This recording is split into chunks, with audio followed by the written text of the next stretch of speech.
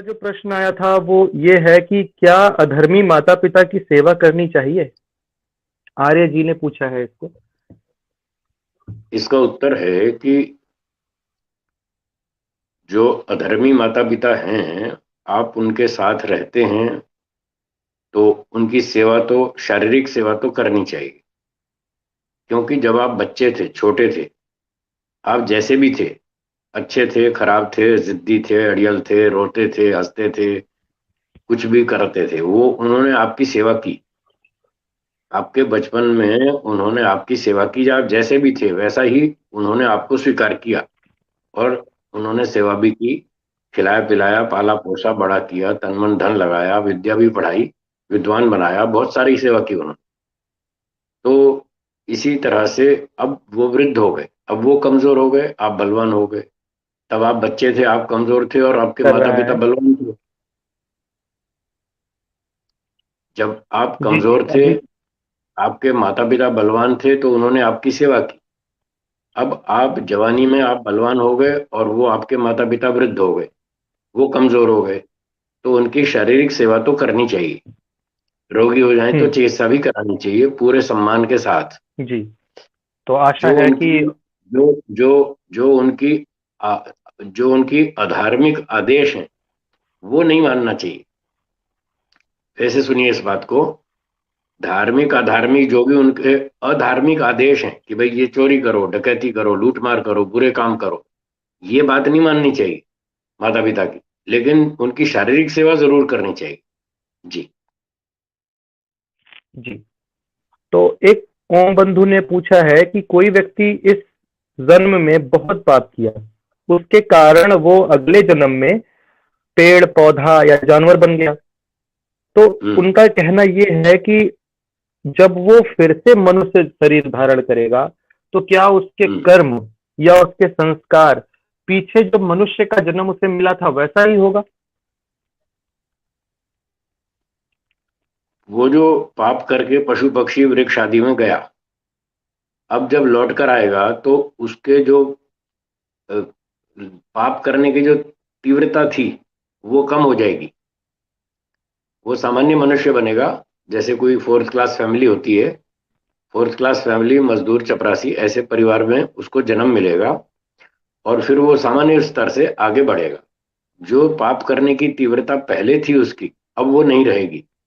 पशु पक्षी योनियों में उसे जो दंड मिला, और इतने वर्षों तक उसको पाप करने से रोक दिया ईश्वर ने, उसके कारण जो उसके पाप करने के संस्कार थे वो कमजोर पड़ जाएंगे।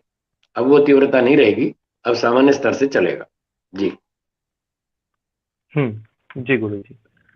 अगला प्रश्न फिर एक आर्य जी ने ही किया था कि मैं गरीबों की मदद क्यों करूं, जबकि वह अपने कर्म फल का दुख भोग रहे हैं? हाँ, बहुत अच्छा प्रश्न है। इसका उत्तर है कि कल्पना करो कल को वो खुद गरीब हो जाएं, तब क्या वो चाहेंगे कि हम्म। दूसरे लोग मेरी मदद करें? यदि चाहेंगे कि दूसरे लोग हम्म। उनकी मदद करें, तो उनको भी दूसरों की मदद करनी चाहिए। ये तो मनुष्यता है। गरीब की मदद करो, और ये बात ईश्वर ने वेदों में बताई है। जो गरीब है, रोगी है, विकलांग है, परेशान है, उसकी सहायता करो ताकि वो अपना जीवन जी सके, अपना कर्मफल भोग सके। इसलिए कोई गरीब है, रोगी है, तो वो ईश्वर ने ही कहा है कि आप उसकी मदद करो। इसलिए उसमें पुण्य आपको मिलेगा। अगर ये पुण्य कमाएंगे तभी तो आपको आगे अच्छा जन्म मिलेगा मनुष्य का।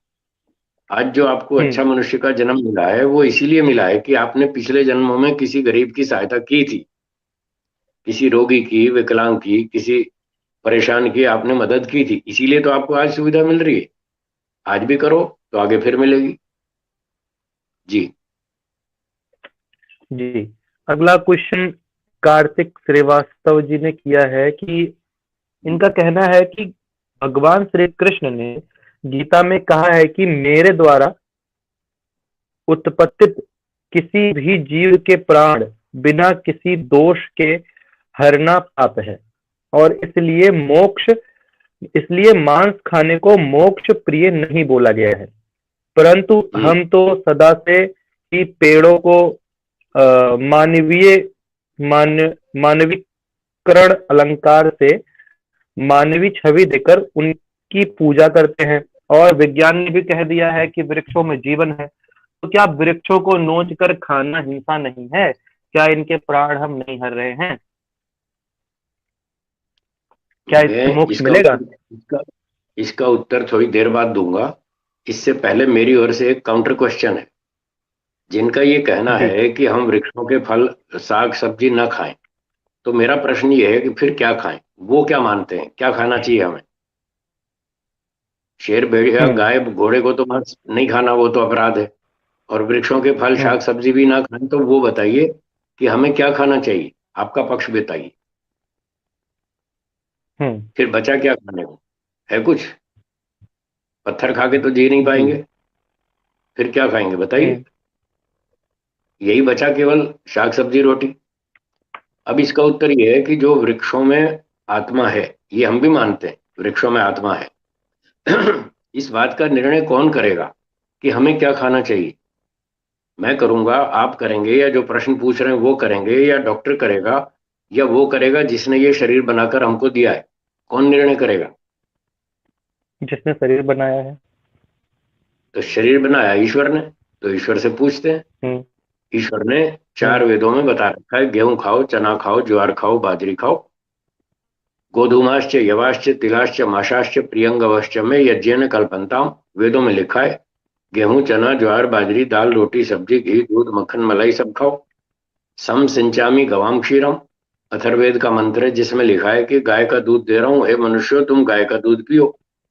जब ईश्वर हमको बता हम्म। रहा है कि तुम गाय का दूध पियो और रोटी खाओ, दाल खाओ, सब्जी खाओ, शाकाहारी भोजन खाओ, जब ईश्वर हमको छूट दे रहा है, तो फिर हमें पाप क्यों लगेगा? उसमें आत्मा है या नहीं है, ये तो हमारी जिम्मेदारी नहीं है। जी। वो तो ईश्वर को देखना है। अब ईश्वर ने हमको शरीर बना कर दिया है, तो कुछ खाने को भी तो बताएगा।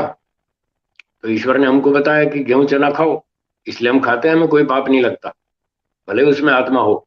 इसकी जिम्मेदारी हमारी नहीं है। हाँ, ईश्वर ने हमको वेदों में ये मना किया है, अंडे मांस नहीं खाना। माँ अंडा, हम्म। एक मंत्र में लिखा है अंडे नहीं खाना। मांसम न अश्नीयात, मांस नहीं खाना।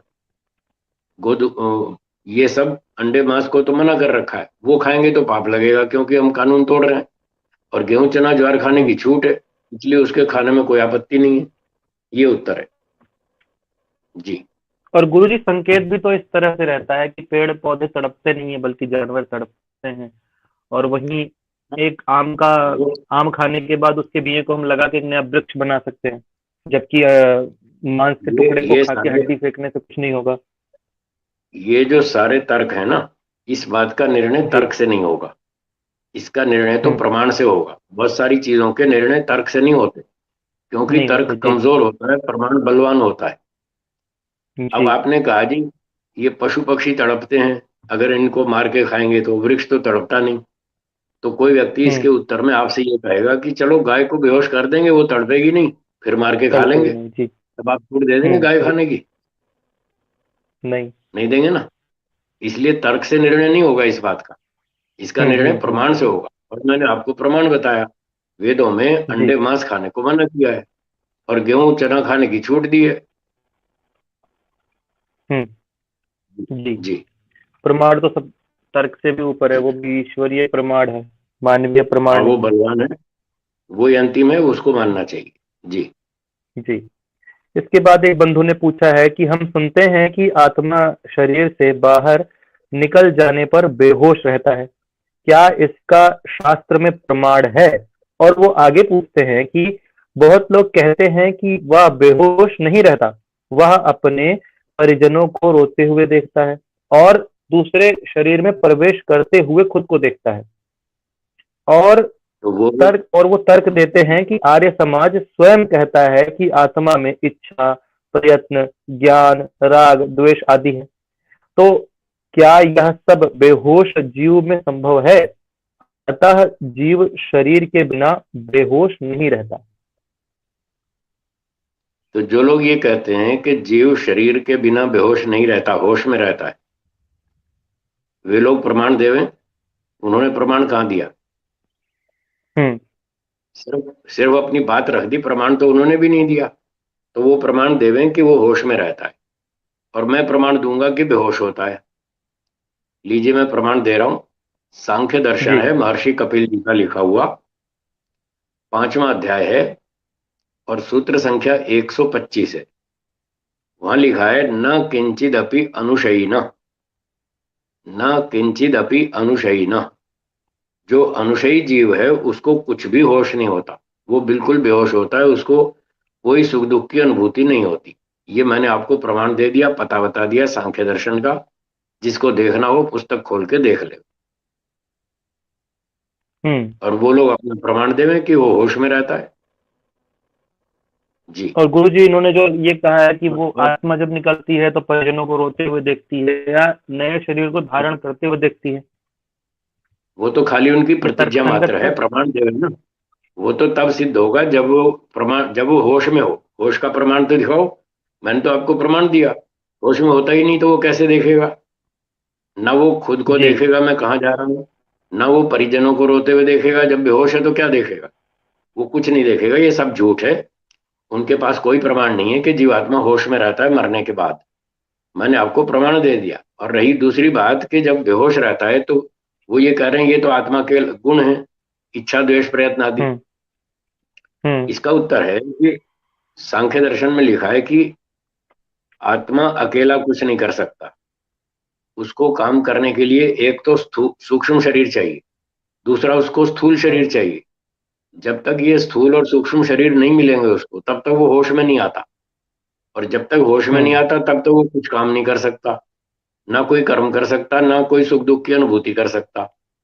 इसलिए न स्वातंत्र्या तदृते छायावत चित्रवच्च, ये सूत्र है सांख्य दर्शन का, ये प्रमाण है कि सूक्ष्म शरीर अकेला भी कुछ नहीं कर सकता जब तक स्थूल शरीर साथ में ना हो।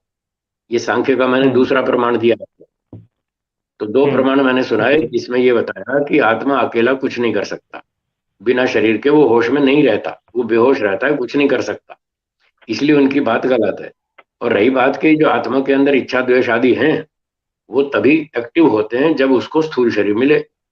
या तो स्थूल शरीर मिले, सूक्ष्म शरीर मिले, तब एक्टिव होगा वो। या फिर वो मोक्ष में जाए तब ईश्वर की शक्ति का सहयोग मिले, तब वो एक्टिव होता है। उसके बिना, बाह्य हम्म। सहयोग के बिना जीवात्मा में ये सारे गुण होते हैं, फिर भी वो इनएक्टिव होते हैं, निष्क्रिय होते हैं। उसको साधन चाहिए तब वो काम कर पाता है। जैसे मैं एक उदाहरण देता हूँ, क्या माचिस की तीली में अग्नि है या नहीं? जी है। तो जला क्यों नहीं रही? हम्म। अगर वो जला नहीं रही तो इसका अर्थ ये तो नहीं है ना कि अग्नि नहीं है उसमें। जी। अभी वो निष्क्रिय है, जब उसको रगड़ेंगे तो वो हम्म। जला देगी। ऐसे ही हम्म। आत्मा में ज्ञान इच्छा आदि सारे गुण रहते हैं।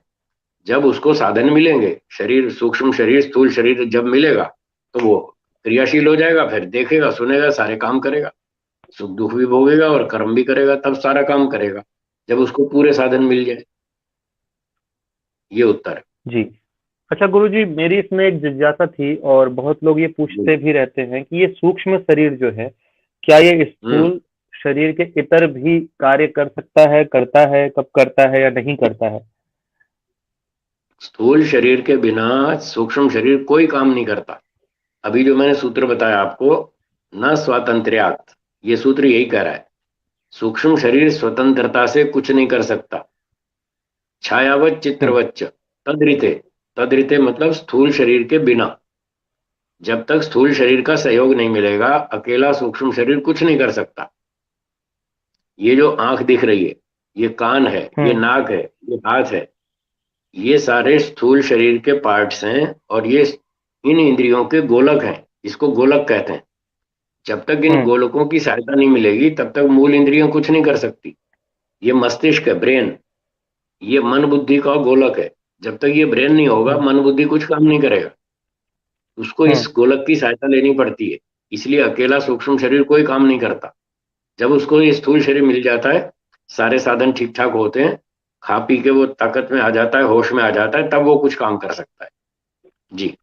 और गुरु जी, अगर सूक्ष्म शरीर की संरचना जानने के लिए कोई जिज्ञासु हो तो, तो कि सांख्य वो दर्शन कैसी पढ़िए, है, उसमें आकार लिखा है। क्या है, कहाँ है? सांख्य दर्शन में लिखा है, पहला अध्याय है, सूत्र संख्या 61 है, 61। उसमें लिखा है कि ईश्वर ने प्रकृति से पहले एक बुद्धि तत्व बनाया, जिसको शास्त्र की भाषा में महत तत्व भी कहते हैं।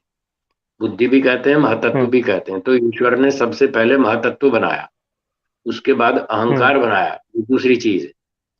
अहंकार के बाद 16 चीजें बनाई, एक मन, 5 ज्ञानेंद्रियां, 5 कर्मेंद्रियां, 5 तन्मात्राएं, ऐसे 16 चीजें बनाई। तो 16 चीजें ये, एक अहंकार 17 और एक बुद्धि 18। इन 18 तत्वों के बंडल का नाम सूक्ष्म शरीर है। ऐसे ईश्वर ने इनकी रचना की। और जो 5 तन्मात्राएं बनाई, उसके बाद बनाए पंच महाभूत, पृथ्वी, जल, अग्नि, वायु, आकाश। ये पंच महाभूत बनाए। इन पंच महाभूतों का सम्मिश्रण करके ये स्थूल शरीर बनाया, जो सिर से पांव तक दिखता है। जब ये सूक्ष्म शरीर, स्थूल शरीर सारा कंप्लीट हो गया, तब आत्मा को इसके साथ जोड़ दिया और फिर आत्मा होश में आया, और उसके बाद वो सुखी दुखी होने लगा और सारे काम करने लगा। ये सांख्य दर्शन के प्रमाण से मैंने सारी व्यवस्था आपको बताई।